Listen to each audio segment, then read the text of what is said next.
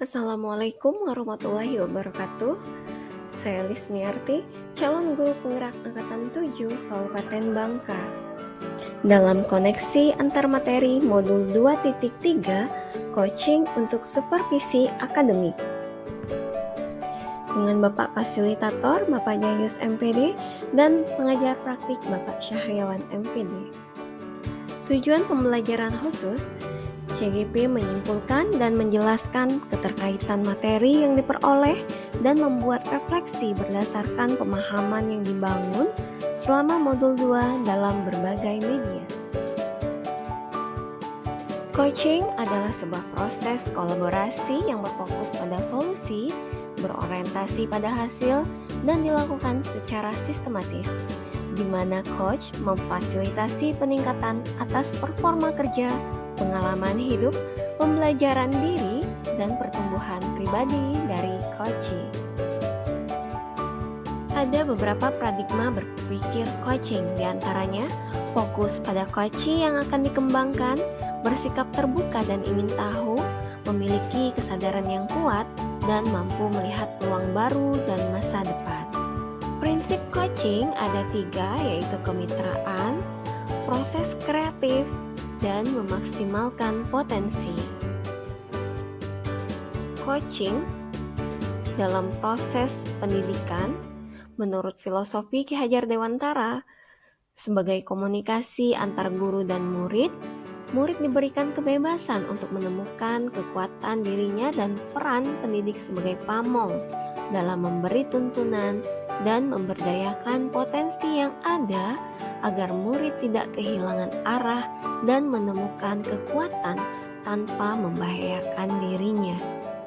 Sistem Among, semboyan ingarsa sungtuloda, ing madia mangun karsa tuturi handayani, menjadi semangat yang menguatkan keterampilan komunikasi antara guru dan murid dengan menggunakan pendekatan coaching.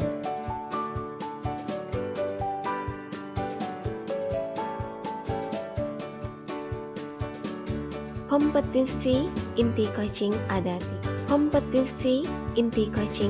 3. Kehadiran penuh atau presence, mendengarkan aktif, dan mengajukan pertanyaan yang berbobot.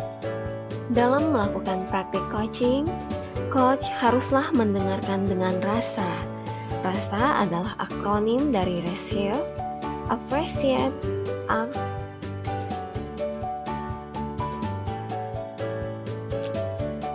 praktik coaching menggunakan alur tirta.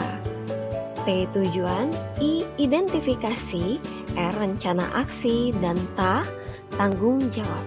Supervisi akademik dengan paradigma berpikir coaching dimaknai secara positif sebagai kegiatan berkelanjutan yang meningkatkan kompetensi guru sebagai pemimpin pembelajaran, yaitu pembelajaran yang berpihak pada murid.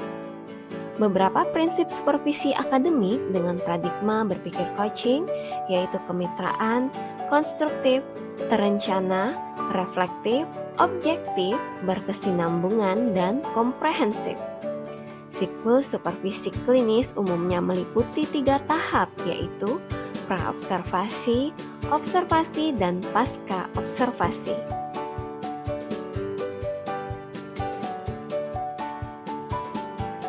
Emosi yang dirasakan ada perasaan cemas karena khawatir tidak mampu memahami dan mengimplementasikannya. Lalu ada perasaan tertarik saat mempelajari eksplorasi konsep.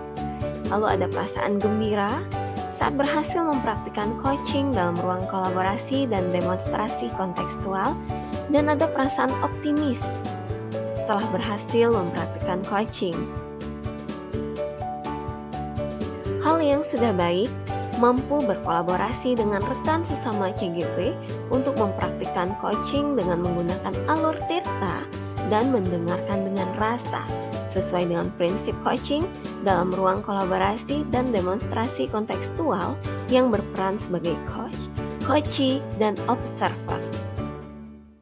Perlu diperbaiki dalam kemampuan mengajukan pertanyaan yang berbobot, sehingga dapat memicu proses berpikir kreatif dalam diri coach, sehingga dapat menemukan solusi dari persoalan yang dihadapi oleh coach. Implikasi terhadap kompetensi diri. Setelah saya mempelajari modul coaching untuk supervisi akademik, menambahkan dan mengoptimalkan potensi saya sebagai pemimpin pembelajaran.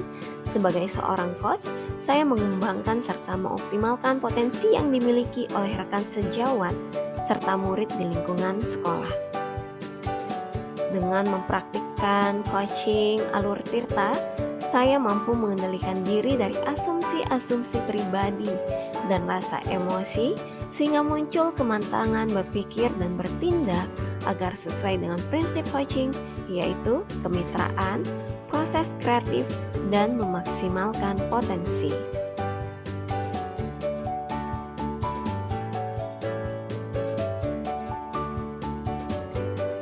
Penerapan prinsip coaching dalam supervisi akademik diterapkan jika kepala sekolah atau supervisor memiliki pengetahuan tentang coaching dan mau mengimplementasikannya. Observasi dilakukan dalam 3 tahap, yaitu praobservasi, observasi, dan pasca observasi. Melalui paradigma berpikir coaching, kegiatan supervisi akademik dapat mengembangkan serta mengoptimalkan potensi yang dimiliki oleh coachee, sehingga dapat mencapai tujuan pembelajaran yang berpihak pada murid. Tantangan yang dihadapi yaitu menyamakan persepsi tentang coaching untuk supervisi akademik dalam komunitas sekolah. Lalu supervisi biasanya hanya dijadikan sebagai penilaian rutin kepala sekolah saja, yang seharusnya dapat dijadikan sebagai pedoman untuk meningkatkan kompetensi guru. Alternatif untuk menghadapi tantangan yaitu melakukan sosialisasi kepada seluruh komunitas sekolah saat kegiatan rapat guru agar terjadi penyeragaman persepsi tentang makna supervisi akademik melalui coaching. Kemudian memberikan gambaran tentang proses coaching untuk supervisi akademik melalui media informasi digital yang dapat diakses oleh seluruh komunitas sekolah.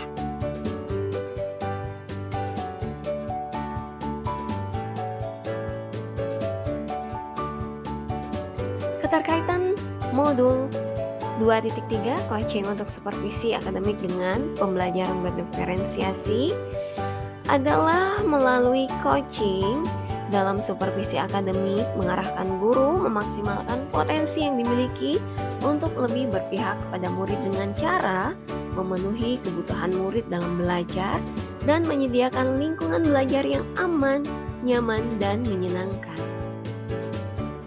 Hubungan atau keterkaitan coaching untuk supervisi akademik dengan kompetensi sosial dan emosional. Dengan KSE yang digunakan oleh coach dalam proses coaching dapat mengendalikan diri dan menstabilkan emosi serta memiliki empati dan mampu bertanggung jawab dalam membuat suatu keputusan. Saat melakukan coaching dapat menggunakan teknik kesadaran penuh atau mindfulness agar coach dapat memfokuskan diri dan hadir sepenuhnya dalam kegiatan coaching.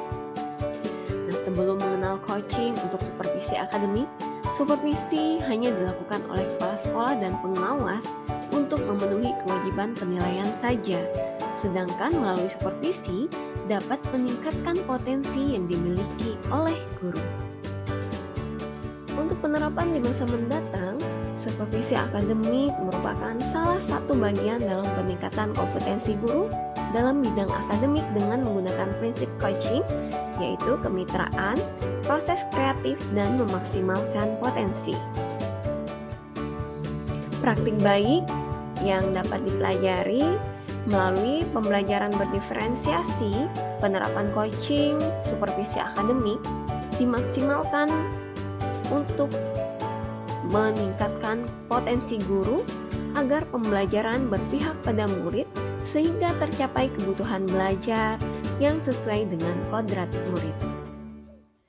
Dengan kompetensi sosial dan emosional, proses atau teknik coaching dalam supervisi akademik lebih memberikan tingkat fokus yang tinggi pada saat coach menggali kompetensi coach dengan proses berpikir kreatif, kemitraan, dan kehadiran penuh agar dapat menyelesaikan persoalan dan memberikan solusi yang dihadapi oleh coach.